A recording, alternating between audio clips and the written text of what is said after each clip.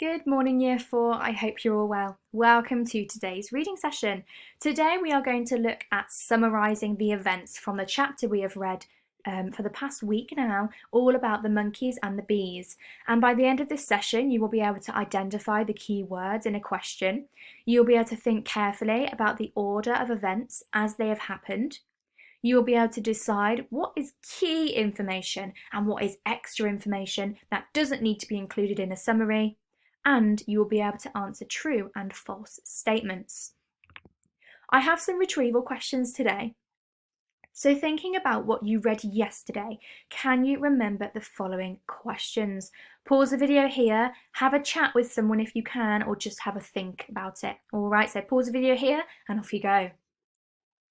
So, what 3 items did Fred find inside the red purse? Well, we know it was a tobacco tin, it was a penknife, and it was a piece of paper. Now, that piece of paper wasn't an ordinary piece of paper, it was a map. Now, number 2, one of the items had a letter on it. What was the letter? So, the item was the map, and the map had the letter X on it to suggest that X marks the spot, and they didn't know if it would be for treasure or something else. And finally, what did Con say that they should do to the item to show where they are? Now, the item being the map, Con said that they should also mark something to show where they are too.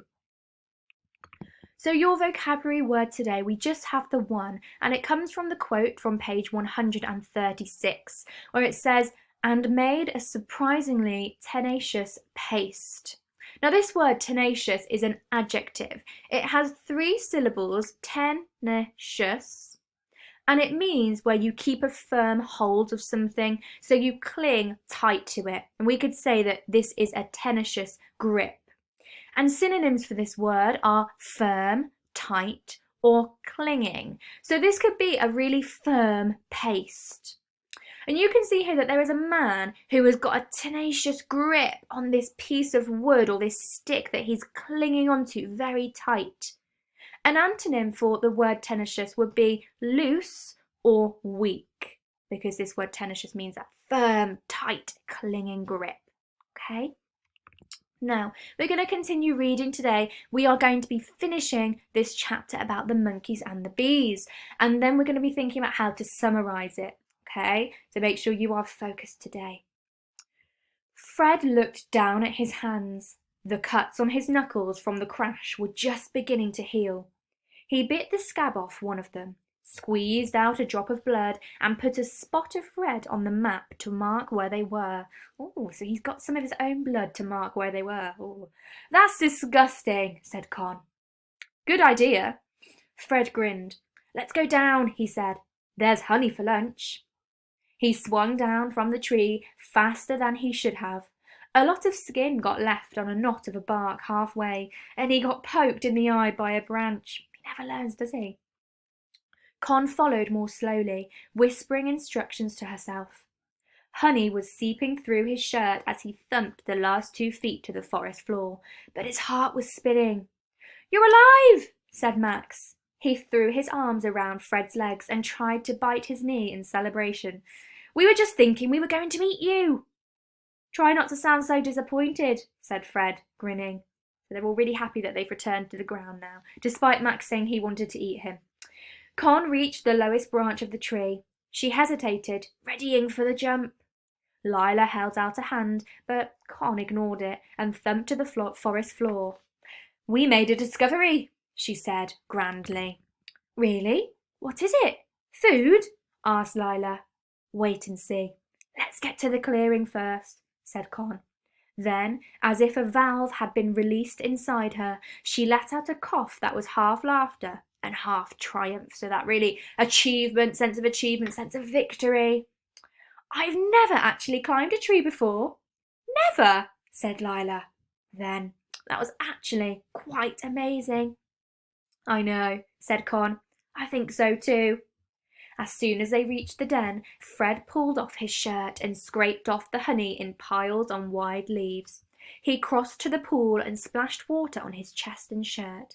Bark and dust had stuck to the honey and made a surprisingly tenacious paste. that really thick, firm paste. "Hurry up, Fred," called Max. Fred gave up and pulled his sticky shirt back on, then ran back to the den. Lila was turning the tobacco pouch over with careful hands. Backer, the sloth, was hanging around her throat like a necklace, sniffing her collarbone. "It's red," said Lila. "Tobacco pouches are usually brown." "So?" asked Con. So I started to think something quite strange about this tobacco pouch. Lila leant forward, her eyes shining. "Bees can't see the colour red. They see it as black. What if someone wanted the bees to protect the pouch from other animals? The bees can't see it's not just part of the tree, so they wouldn't have been suspicious." "Do bees feel suspicious?" said Con sceptically. Lila flushed. "It's just an idea, but Mama says in the jungle you should avoid red. It's a poison colour. Whoever owned this would have counted on that. They must have been planning to come back for it. So now they're thinking the reason that this pouch is red is because, well, one, the bees wouldn't be suspicious because they see it as black, but also because other animals think that it's poison. This colour red is poison." Fred felt an electric shiver pass over his skin. "There's more. Keep looking. A map." Lila unfolded the paper on a wide flat stone. "What's the X?" "We couldn't see," said Con. "It was too far." "Maybe treasure," said Lila. "Maybe a secret tribe." "Cannonballs," said Max. "Don't," said Con. "Or maybe he didn't know what it was. Maybe it's just where he was going," said Fred. "I wonder if he knew." Max laid one small hand over Fred's mouth. "I'm hungry. Are we going to eat the honey?" The honey worked on them like medicine. Really, really delicious. Lila sat up straighter.